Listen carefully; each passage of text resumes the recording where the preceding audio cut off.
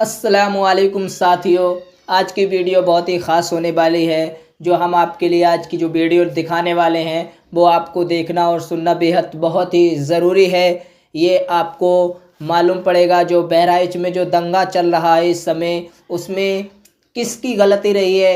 एक हिंदू शख्स था जो नौजवान, वो एक छत पर चढ़ा और इस्लामिक झंडा उसने गिराया और वहाँ पे भगवा झंडा लहराया। उसमें इस वीडियो को देखें तो आपको मालूम पड़ेगा। नमस्कार। हिंदुओं के धार्मिक कार्यक्रमों में हमने हिंदुओं को मस्जिदों पर और मुस्लिमों के घर पर चढ़कर झंडे उतारते देखा है।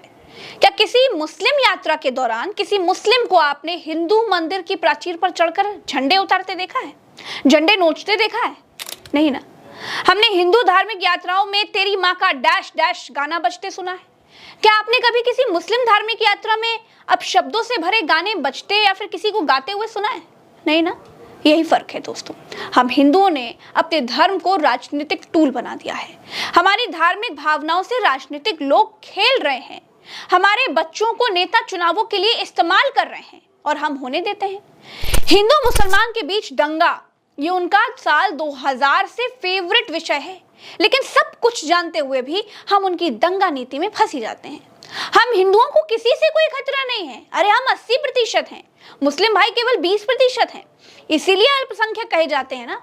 हमें इस बात से डराया जाता है कि अगर वो हमारे बराबर हो जाएंगे तो हम खतरे में आ जाएंगे, और हम हिंदू इस बात से डर भी जाते हैं और इसी डर में जी रहे हैं। एक पार्टी ने कह दिया कि भैया हिंदू खतरे में है, और हमने मान भी लिया, और हमें खतरे में होने का एहसास कराने के लिए ही वो दंगा करवाते हैं। दोस्तों, एक बात आप नोट कर लीजिए। ये बात मैं प्रज्ञा मिश्रा बड़ी जिम्मेदारी से कह रही हूँ। मैं लखनऊ में रहती हूँ। लखनऊ में दंगों का अपना इतिहास है। दंगे कभी होते नहीं हैं, दंगे करवाए जाते हैं, और दंगे रणनीति बनाकर कराए जाते हैं। क्या आपने कभी सोचा है कि क्यों हमेशा गोपाल मिश्रा जैसे गरीब घर के बच्चे ही धार्मिक यात्राओं में बवाल में मारे जाते हैं? क्यों किसी विधायक, सांसद, पार्षद या फिर किसी प्रधान का बेटा किसी मस्जिद पर चढ़कर झंडा उतारने के लिए नहीं होता? क्यों सांसद का बेटा किसी मुसलमान की छत पर झंडे उतारने के लिए नहीं चढ़ता? नहीं सोचा है तो सोचिए। भाजपा सरकार में ऊपर से लेकर नीचे तक धार्मिक आधार पर बंटवारे की लकीरें खींच दी गई हैं। पूरे भाजपाई कुएं में हिंदू मुसलमान की भांग पड़ी है, और आज मैं ये साबित कर दूंगी। आप सबसे पहले सबसे निचले पायदान पर खड़ी पुलिस को देखिए, सुनिए जरा, क्योंकि पुलिस वही बोलती है, वही कहती है, वही करती है जो उसे आदेश दिया जाता है। पुलिस के लिए एक जिले में रहने वाले लोग जनता ही होने चाहिए। भाजपा सरकार में पुलिस लोगों को मोहल्ले और उनके नाम से नहीं पहचान रही है, धर्म से पहचान रही है। पुलिस ने भी समाज को हिंदू इलाके और मुस्लिम इलाकों में बांट दिया है। महसी के महाराजगंज क्षेत्र में आज जब एक जुलूस एक मुस्लिम क्षेत्र में से एक मस्जिद के पास से निकल रहा था, वहाँ पे दोनों पक्षों के बीच में कुछ विषय को लेकर तकरार हुई, जिसमें दोनों पक्ष आमने सामने हुए। उसमें आपस में कुछ लोग उत्पात मचाने लगे, जिस घटनाक्रम में एक व्यक्ति को हिंदू पक्ष की तरफ से गोली लगी और बाद में उसकी मृत्यु हो गई। अब इन पुलिस से काम करवाने वाले भारतीय जनता पार्टी के विधायक की भाषा देखिए, और हिंदू मुसलमान करने का स्तर भी समझने की कोशिश करिए। ये भाजपा के विधायक शलभ मणि त्रिपाठी जी हैं। ये मेरे सीनियर पत्रकार हैं, अब भाजपा के विधायक हैं। इन्होंने मोहल्ले वाले हिंदू मुसलमान से ऊपर उठकर बहराइच के पत्रकारों को ही हिंदू और मुसलमानों में बांट दिया। एक सूची दिखाई, उसमें मुस्लिम पत्रकारों के नाम दिखाए और कहा कि इसीलिए सच बाहर नहीं आ पा रहा है। अब इनके ऊपर इनके बॉस योगी आदित्यनाथ के पास चलते हैं। ऊपर से लेकर नीचे तक सबकी भाषा एक जैसी सुनाई देगी, सबकी आवाजों में आपको हिंदू मुसलमान का नाद सुनाई देगा। योगी आदित्यनाथ कहते हैं कि बटोगे तो कटोगे, एक रहोगे तो नेक रहोगे। यह इशारा किसकी तरफ है? किसको एक रहने के लिए कहा जा रहा है? और लोकतंत्र में, भाजपा शासन में कानून के होते हुए कौन किसको काट सकता है?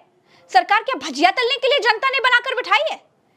ये नहीं कोई पूछता है, नहीं कोई सोचता है।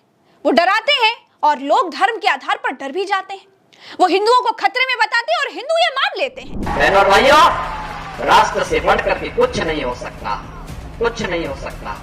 और राष्ट्र तब सशक्त होगा जब हम एक रहेंगे, नेक रहेंगे, तभी नेक रहेंगे। बटेंगे तो कटेंगे। अब इनके भी बॉस को सुन लीजिए। ये देश के प्रधानमंत्री हैं। वैसे तो ये कपड़ों का रंग देखकर हिंदू मुसलमान को दूर से ही पहचान लेते हैं। ये बगुले से भी तेज नीर और चीर में अंतर कर देते हैं। जितना हिंदू बटेगा उतना ही उसका फायदा होगा। आप देख रहे हैं ना, नीचे से ऊपर तक सबकी भाषा सेम है, एक भाषा है। पूरे कुएं में भांग पड़ी हुई है। मंदिर में मांस रखकर दंगा करवाने वाले लोग कौन हैं? गाय के नाम पर झगड़ा करवाने वाले लोग कौन हैं? लिंचिंग के जनक भारत में कौन है? धार्मिक यात्राओं में लोगों को प्रवोक करने वाले लोग कौन हैं? उत्तर प्रदेश के बच्चे से भी अगर आप पूछेंगे ना तो वो एक ही नाम लेगा। यही उत्तर प्रदेश के मुख्यमंत्री योगी आदित्यनाथ हैं। ये कहते थे कि उत्तर प्रदेश में कोई दंगा नहीं कर सकता। यही अमित शाह थे, ये कहते थे कि उत्तर प्रदेश में दूरबीन लेकर के भी कोई गुंडा दिखाई नहीं देता। तो फिर बहराइच का दंगा कैसे हो गया? क्या चुनाव से पहले दंगा होने दिया गया? दंगा सिर्फ एक दिन नहीं हुआ है, 2 दिन तक हुआ है। दूसरे दिन तो पुलिस शव यात्रा में साथ साथ चल रही थी, फिर भी दुकानें, शोरूम, अस्पताल फूंक दिए गए। फिर कहती हूं दोस्तों, होशियार रहिए। सियासत के लिए नेता एक नहीं अनेक गोपाल मिश्राओं को टूल बनाकर कुर्बान कर सकती है। इस वीडियो में इतना ही, चलते हैं। चैनल को सब्सक्राइब करिएगा, वीडियो को दूर दूर तक शेयर करिएगा ताकि सच सबको पता चले, लोगों की आंखें खुल जाएं। राम राम, दुआ सलाम, जय हिंद, नमस्कार।